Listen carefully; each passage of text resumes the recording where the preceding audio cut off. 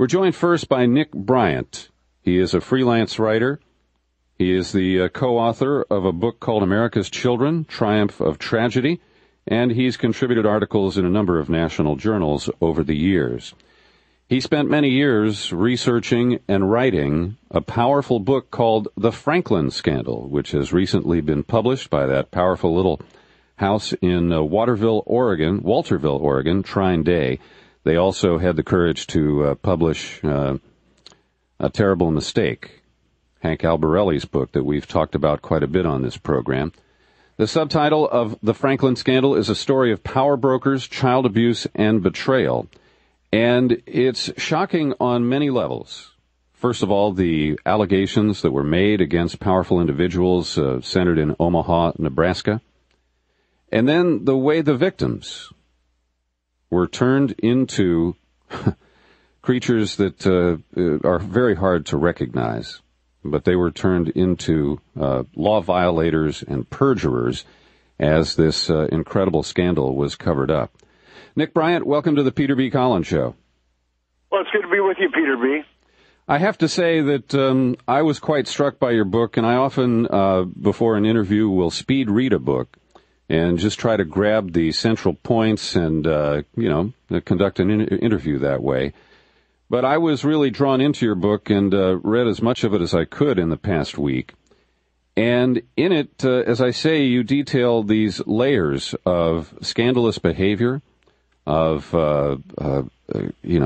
criminal behavior by those who run the criminal justice system, and a perversion of American standards, again, on multiple levels. Tell us a little bit about yourself and what drew you to this powerful and sordid story. Well, the Franklin scandal is about an interstate pedophile network that flew children from coast to coast and pandered them to the rich and powerful. And it's about its cover-up by the uppermost level of law enforcement. And we're talking federal law enforcement. We're talking the Department of Justice, the Secret Service, and also the FBI. Mm-hmm. And what drew me to this story is I'm very sensitive to children's issues. I've been writing about children's issues for a number of years, and I'd written a book, which you referenced, about lower socioeconomic children in America and the impediments that they face. And I've written articles on dilemmas facing children in numerous national journals. So when I've got wind of this story, that there was actually a coast-to-coast pedophile network in the United States that was covered up by a corrupt subgenus of the federal government, at first I was very, very skeptical and dubious.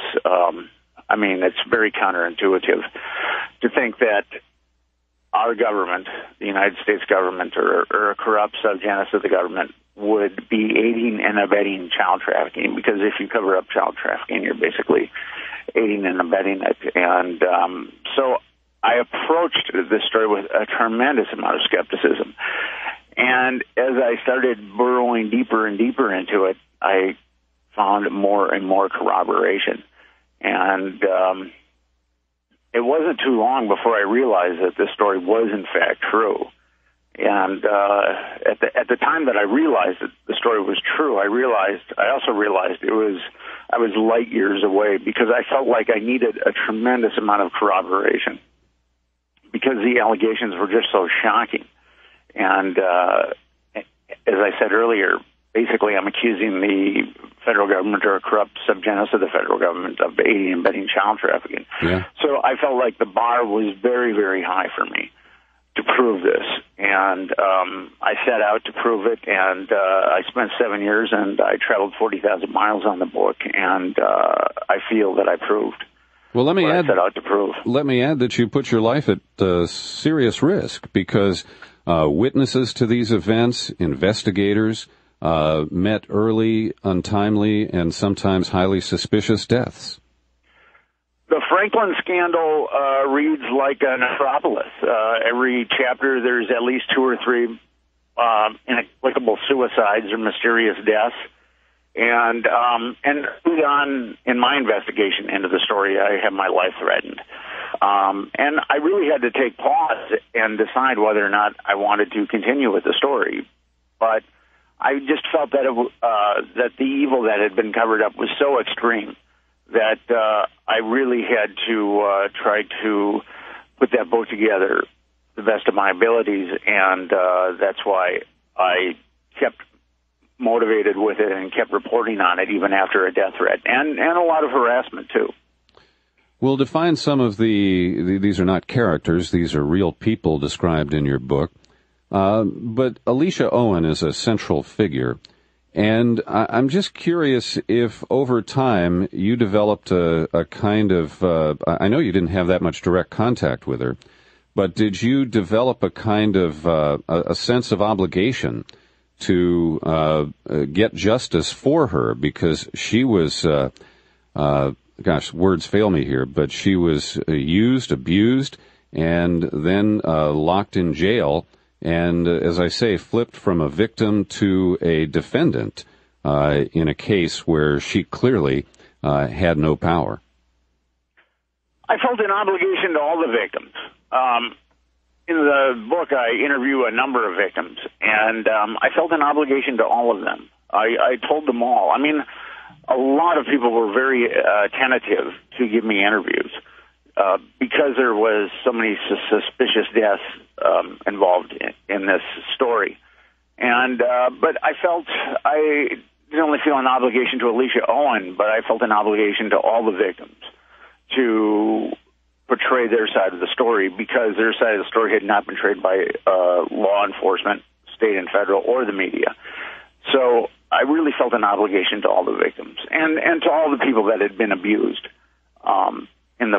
in this story. And I mean, the kids certainly got the worst abuse of anyone, but anyone who stuck up for the kids or who tried to do the right thing for the kids was chopped off at the knees also. Mm-hmm. So I felt an obligation not only to the victims and the people that had come up against the system trying to expose this, and I also felt an obligation to the truth, too.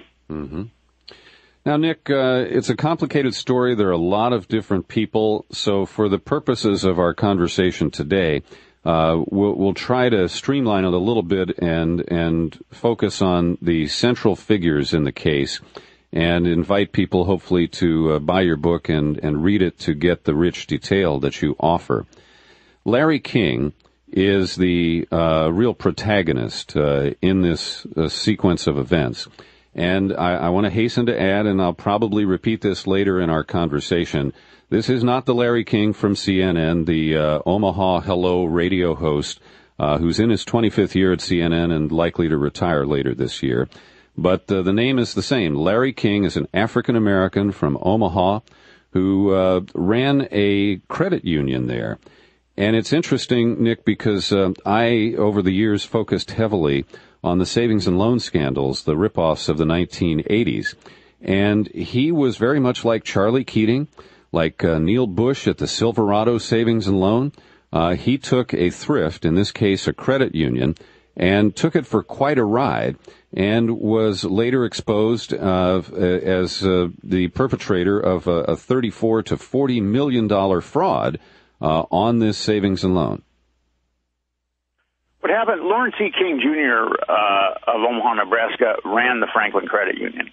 And the credit union was initially created to provide loans to lower socioeconomic people in Omaha's North Omaha, a very depleted community.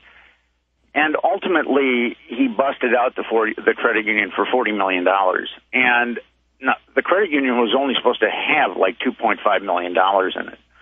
So senators from Nebraska got wind of this, and the credit unions are supposed to be, at least federally insured credit unions are supposed to be audited every year. And this credit union hadn't been audited in 4 years. So King had just been able to rock and roll and embezzle for 4 years unchecked by any kind of auditing or the federal government. So the feds raided it in 1988 and concluded that $40 million was missing. Mm-hmm. And state senators in Lincoln, Nebraska, formed a committee to look into King's looting because other savings and loans had been looted. And the senators felt that there was some kind of endemic corruption within the state's banking system. Now, shortly after that committee formed, the senators that formed the committee, or just about all the senators that formed the committee had no idea about the sexual abuse allegations. What happened there was high-ranking social services personnel in Nebraska had gotten wind of Larry King's pedophile network a couple of years before before the Franklin Credit Union was raided. And they contacted both federal law enforcement and they contacted state law enforcement and said that they had evidence that Lawrence E. King was running an interstate pedophile network. And they felt that King was probably pandering to very rich and powerful people. Mm-hmm. And we should add that as he systematically looted money from the credit union, he was making substantial contributions, political contributions, including a party at South Fork Ranch, the set of the Dallas TV soap opera that he rented for a party.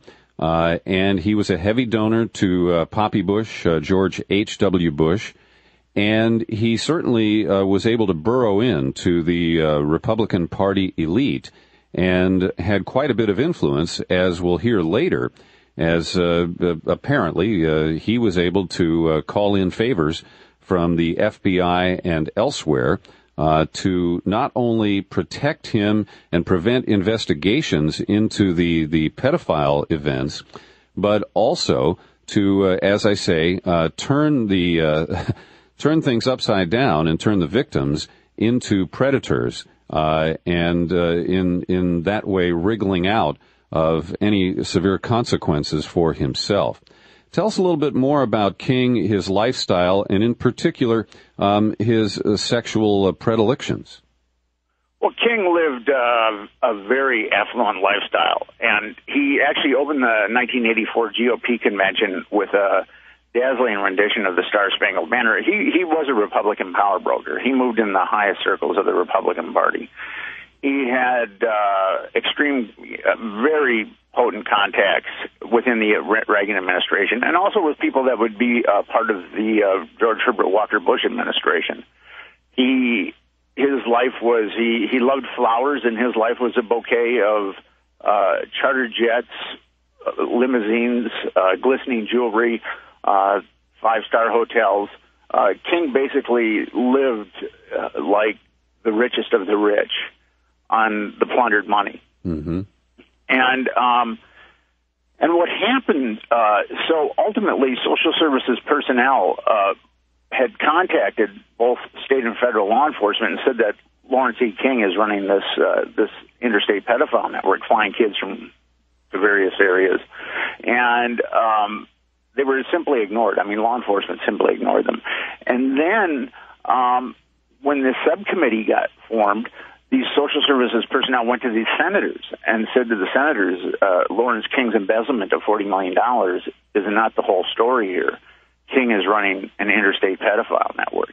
And then the senators, although they continued to pursue the financial angle, they started to delve into King's exploitation of children. Mm-hmm. Had that Senate committee not formed, there wouldn't have been any investigation into King's illicit activities whatsoever. And let's talk about some of the local officials who were linked to King, including the police chief in Omaha named Wadman. And Wadman, according to your reporting and research, was involved with the woman I mentioned, Alicia Webb, and that she says he fathered her child. And this was all very carefully covered up, and you give a great deal of history about Wadman. He had actually been fired as the police chief before these events occurred, and then was reinstated. We don't have time to go into that part of it, but I just think it's important to understand that he was powerful enough in Omaha to essentially force his rehiring after that episode that led to his termination. So talk a little bit about Wadman and his relationship with Alicia and how he managed to keep that under wraps even when she became pregnant. Well, let me give you a little background on this first. ultimately, the Senate subcommittee hired an investigator named Gary Caradori, who was an amazing investigator. Mm-hmm. And the Senate subcommittee got 6 of the victims to come forward. And Caradori videotaped 4 of those 6 victims. And one of the victims he videotaped was Alicia Owen. And she'd been enmeshed in this pedophile network since she was an adolescent. And she'd been flown around to various parts of the country and also